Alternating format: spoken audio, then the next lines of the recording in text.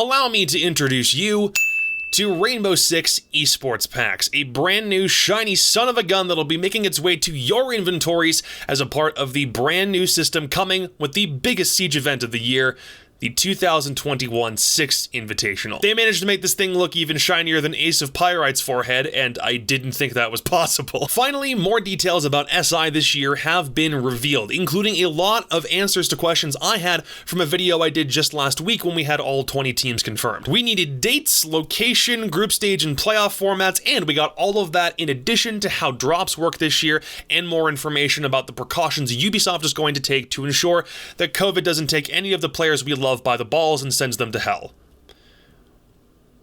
I'm sorry that was so vivid, I just really hate this virus. First thing, the schedule. This thing starts on February the 9th and carries until the 21st, making this the single longest event that Siege has ever seen. It's being held in Paris, France, which is the same city that the EUL studio is based in, but that's only been built for talent and not for players, so I think we'll be looking at a different venue for teams when matches take place. Since we also have 20 teams going this year as opposed to the normal 16, the way the group stage worked was obviously also going to be a lot different. But rather than just having 4 groups like we've had in past years and expanding each group by 1 team, instead, we have 2 10-team groups that play in a best-of-1 round-robin format. What this means is every team plays every other team in their group on only 1 map. But when you add all of that up, it means the group stage will see 90 total maps played.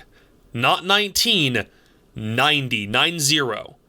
I don't know if my heart can take this. The top 8 teams from each group will be advancing to a double elimination playoff stage, so in groups, only 4 teams total will be eliminated via this format. But the playoff stage is just as interesting this year because it's double the size of the one from last year. The top 4 teams in each group will be placed into the upper bracket, and the bottom 4 will be placed into a lower bracket for the playoff stage, which, if I'm understanding this correctly, means if you're in the lower bracket, if you lose only 1 series, you're already eliminated, which just makes it paramount for teams to get to the upper bracket and have that second chance should they require it. Playoffs is also where we get back to a best of 3 series, and this pattern continues all the way until the grand finals, which, just like last year, is a best of 5 with a 1 map advantage going to the team from the upper bracket finals, which, by the way, that 1 map advantage can only be acquired by a team that is in that upper bracket for the start of the playoffs. So if you're in the top 4 when you leave groups, then you have a chance of getting that 1 map advantage, but if you're not, then there's no chance you can get it. Whether you agree with the 1 map advantage or not, I would love to know in the comments. We have seen a lot of deliberation on this since it was implemented in Siege at the beginning of last year,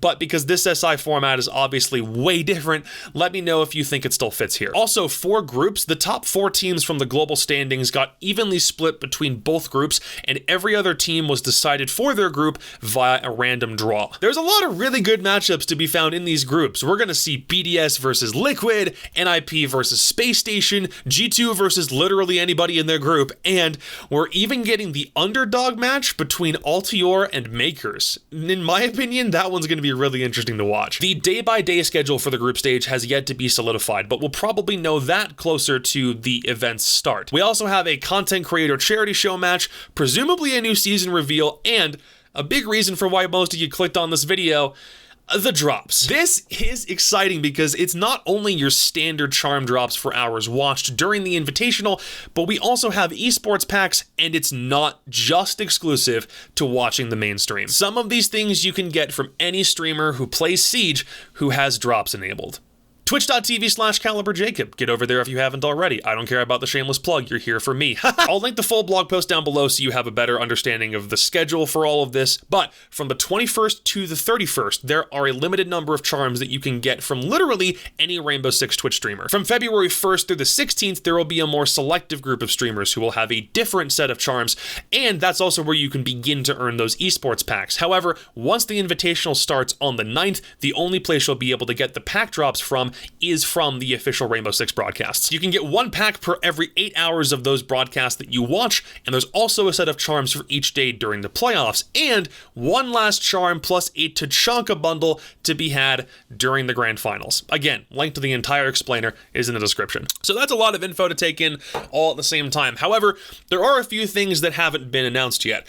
the broadcast talent, and how the streams themselves are going to work. I suspect that we will hear information on the casters, the hosts, and the analysts sooner rather than later, because there right now isn't any confirmation that they will also be based in Paris for the event, but because we're so close to the event starting and you have to worry about international travel, I suspect that they will need to get a jump on that pretty quick. Info on the streams themselves will come probably closer to the event itself, because that's more of a technical explainer, but I'll still try and keep everything up to date as it comes out. Overall, I like a lot of what's been announced here. A best of 110 team group seeding process is really interesting, and I'm all for trying out new formats that we've never seen before. It's given me a similar vibe to when we had the Swiss format back at the Allied Esports Minor almost 2 years ago. Wait, that was almost 2 years ago? And the brand new drop system is a fantastic community initiative and a way to potentially drive more viewership. We've been wanting pack drops in Siege for watching streams for a really long time, and hopefully this can help drive new fans to the scene without cannibalizing viewership. I know I'll definitely be streaming during those dates when anyone can drop the charms, so if you want to come get your charm drops with me, make sure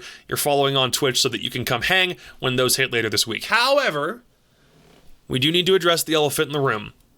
The one thing I'm still really concerned about is COVID. So far, the best example of an international esports event going off without a hitch, for the most part, was League of Legends Worlds. That seemed like it took everything incredibly seriously, and even though Ubisoft has listed all of the different precautions that they're going to take to ensure the same case for Invitational, I'm still really apprehensive that this is going to work. And that's not even necessarily Ubisoft's fault, that's just because this is something that has a lot of uncontrolled variables and COVID is still a thing. I want this to work. I don't want a pandemic to mar any of what we end up seeing in Paris, but I truly hope that everyone from players to talent to staff to administrators take this entire thing with the utmost seriousness so we don't look like idiots trying to pull off a world championship. Let's set a good example, be safe, and to everyone who's not attending, which is most of you who are watching this, wear your damn mask so we have a chance of going next year, okay? That's all from me. I am currently aware of a certain situation going on with Temper Esports that has all of Siege social media up in flames, but I don't really know if there's much to talk about because a lot of it is hearsay and I don't know what's confirmed and what's not. So, for right now, hit up my Twitter, my Twitch, and this YouTube channel for more on this in the coming days. Please and thank you, and I will see you later. Peace.